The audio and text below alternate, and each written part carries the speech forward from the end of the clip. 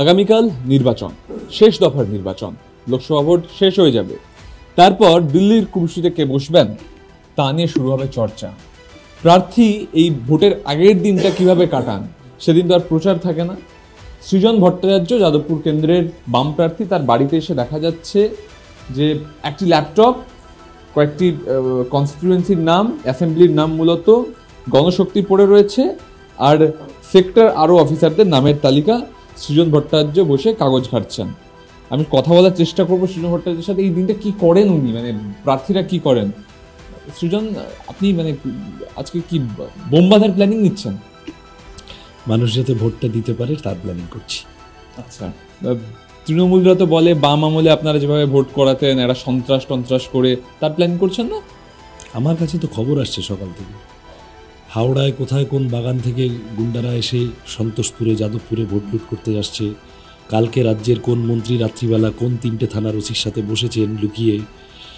কোন তৃণমূলের বড় নেতা এসে কোথায় হোটেলের পাশে এরকম আরও 4টে পুলিশের লোককে নিয়ে বসেছে, কারা গেছিল, কারা বসেছিল। তৃণমূলের বাজার তো খুব খারাপ, তৃণমূলের লোকেরাই এখন সব খবর দিয়ে দেয়।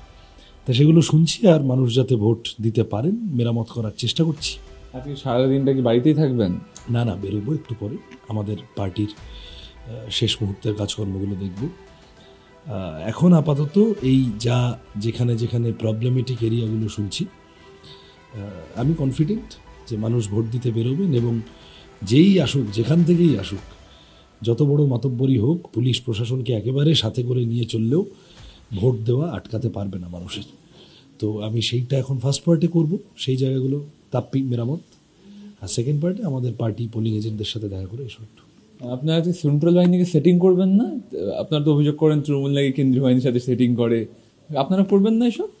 তুমি খোঁজ নিয়ে দেখো গত 2 দিন ধরে কোথায় কি চলছে, কোথায় সিএপিএফের ক্যাম্পে কারা গিয়েছেন স্থানীয় লোকজন হিসেবে সেজে। আমি তো একটার পর একটা জায়গা, ভাঙড়ে, বারুইপুরে, যাদবপুরে খবর পাচ্ছি, এবং বিশেষ উপহার সামগ্রী সহ যেতে চেয়েছেন। আই জাস্ট হোপ যে সেন্ট্রাল বাহিনী এগুলোকে অ্যালাউ করবে না, তারা এন্টারটেন করবে না, এবং মানুষ ভোট দিতে বেরোবেন সেই মতো করে কনফিডেন্স গার্নার করাবে। স্থানীয় পুলিশ প্রশাসন, পশ্চিমবঙ্গ পুলিশ, তার উপর আমাদের ন্যূনতম ভরসা নেই। সেন্ট্রাল ফোর্স, ইলেকশন কমিশন, তাদের রোল গুরুত্বপূর্ণ।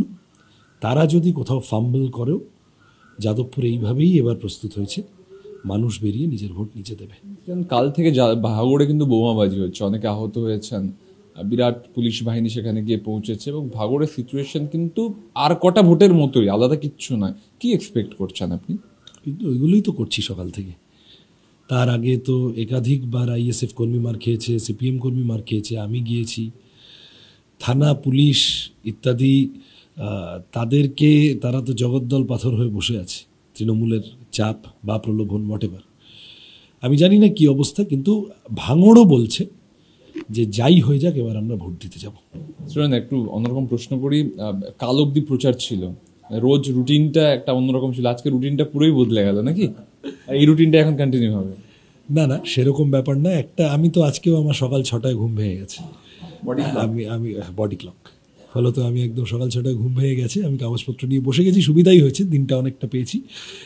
হ্যাঁ, ঠিক এতদিন মানুষের কাছে যাওয়ার একটা রুটিন ছিল, আজকে একটু আবার পার্টির কাছে যাব। বলছি, এতদিন তো বোধহয় বাড়ির খাবার জোটেনি, আজকে জুটবে? আজকে একটু জুটছে সকাল থেকে। দেখো, ওই যে আমি রবীন্দ্রনাথের কবিতার লাইন কেবল মনে করতে পারি, মনে ভাবিলাম মোরে ভগবান রাখিবে না মোহ গর্তে, তাই লিখে দিল বিশ্ব নিখিল 2 বিঘার পরিবর্তে। অর্থাৎ আমি যেখানেই যাব সেইটাই আমার বাড়ি। ভোটে যেই জিতুক, যেই হারুক, এই যে লোকসভা ভোট, তার জন্য যে প্রস্তুতি থাকে, এই যে প্রচারের একটা রূপরেখা তৈরি করা, এই পুরো বিষয়টা তো তোমার কাছে প্রথম। লোকসভা ভোটের ক্ষেত্রে অন্তত, বিধানসভায় তুমি করেছো, কি বুঝলে বলো তো, মানে কত বড় একটা কর্মযজ্ঞ? বিরাট। আর যাদবপুরের ক্ষেত্রে বিরাট তো বটেই। প্রথমত এত ডাইভার্স, বৈচিত্র্যময় একটা কনস্টিটিউয়েন্সি, একদম শহর আছে, একদম গ্রাম আছে, মফস্বল আছে, এবং এত রকমের মানুষ, তাদের এত রকমের অ্যাসপিরেশন, সেই সবটাকে অ্যাড্রেস করার চেষ্টা, পৌঁছানো ইটসেলফ একটা খুব কঠিন কাজ। এখন আমার আজকে এসে মনে হচ্ছে আর যদি 15টা দিন পেতাম, কিন্তু যাই হোক, তার মধ্যেও আমরা সমস্ত চেষ্টা করেছি, এবং মানুষের ভালোবাসাও ভরিয়ে দিয়েছেন, মানুষ ভালোবাসা পেয়েছি। ফলত আমি কনফিডেন্ট, আমরা যেভাবে পরীক্ষার প্রস্তুতি নিয়েছি পরীক্ষাটা ভালোই হবে। কাল কত তাড়াতাড়ি ঘুম থেকে উঠবে? কাল সকাল সকাল বেরিয়ে পড়বে নাকি? এগুলো এখনই সব তোমাকে বলবো না আমি, আরেকটু আমাদের প্ল্যানিং হোক, তারপরে দেখা যাবে। মোটামুটি কালকে সৃজন ভট্টাচার্যকে বুথে বুথে রাস্তায় দেখা যাবে। সৃজন ভট্টাচার্য থাকবে, কাল রাস্তাতেই থাকবে, অবশ্যই থাকবে। সৃজন ভট্টাচার্য যাদবপুর কেন্দ্রের বাম প্রার্থী, পরিষ্কারভাবে বলা চলে ভোটের আগের দিন ঠান্ডা ঘরে বসে নয়, কার্যত ওয়ার রুমেই তিনি বসে রয়েছেন। তার কারণ এখনও কালকে কি হবে, কোথায় কি সমস্যা হচ্ছে তার প্ল্যানিং, শটিং, প্রস্তুতি সবই চলছে জোর কদমে।